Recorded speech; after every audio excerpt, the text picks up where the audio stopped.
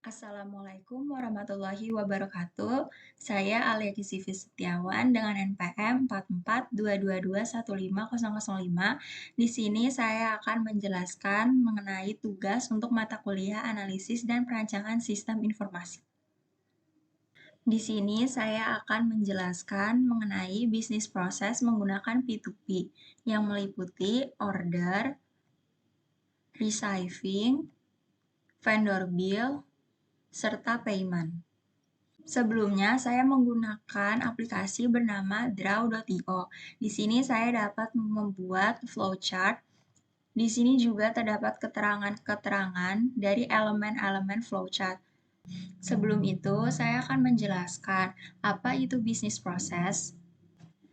Jadi, bisnis proses merupakan suatu kumpulan aktivitas atau pekerjaan terstruktur yang saling terkait untuk menyelesaikan suatu masalah tertentu atau menghasilkan produk atau layanan.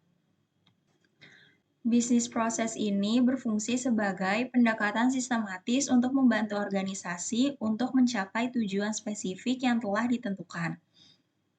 Sekarang saya akan mulai membahas untuk order. Jadi, pertama, setelah mulai, menyiapkan daftar kebutuhan barang yang akan diorder. Lalu, daftar kebutuhan barangnya sudah jadi, memeriksa barang apakah daftar kebutuhan barangnya sudah sesuai apa belum. Lalu selesai. Setelah melakukan order, tahap selanjutnya adalah receiving. Nah, pertama kita memulai receiving, lalu terdapat surat jalan kedatangan barang. Nah, setelah surat jalan kedatangan barangnya sudah jadi, lalu mengecek kesesuaian barang. Apakah barang itu sesuai atau tidak? Jika barang itu sesuai, maka barang akan diturunkan.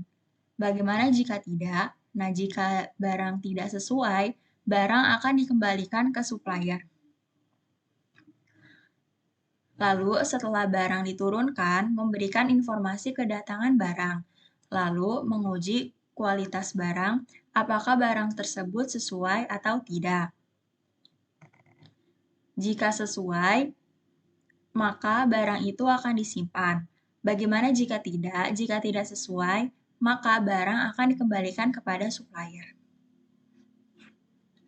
Setelah kita menerima orderan, selanjutnya vendor bill. Nah, jadi tahap pertama yang dilakukan adalah proses pembayaran supplier. Lalu setelah itu, apakah memiliki nomor pesanan pembelian? Jika memiliki, cocokkan dengan pesanan pembelian. Bagaimana jika tidak? Jika tidak memiliki nomor pesanan pembelian, maka menghubungi pembeli untuk melengkapi, karena data tersebut sangat penting. Lalu, menghitung jumlahnya. Apakah jumlah orderan cocok atau tidak? Jika cocok, maka kita akan meneruskan ke petugas untuk diproses selanjutnya, seperti untuk diproses produksi atau lainnya. Jika tidak, konsultasi dengan manajer, lalu diselidiki dan juga diperbaiki. Tahap terakhir untuk P2P ialah melakukan pembayaran. Pertama, kita memulai pembayaran, lalu menerima invoice. Setelah itu, melakukan tinjau faktur. Apakah faktur itu benar atau tidak?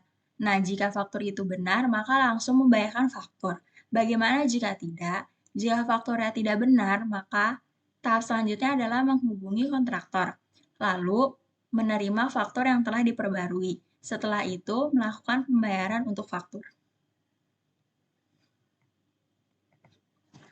Sekian pembahasan saya untuk proses bisnis menggunakan P2P yang meliputi order, receiving, vendor bill, serta payment. Sekian dari saya. Wassalamualaikum warahmatullahi wabarakatuh.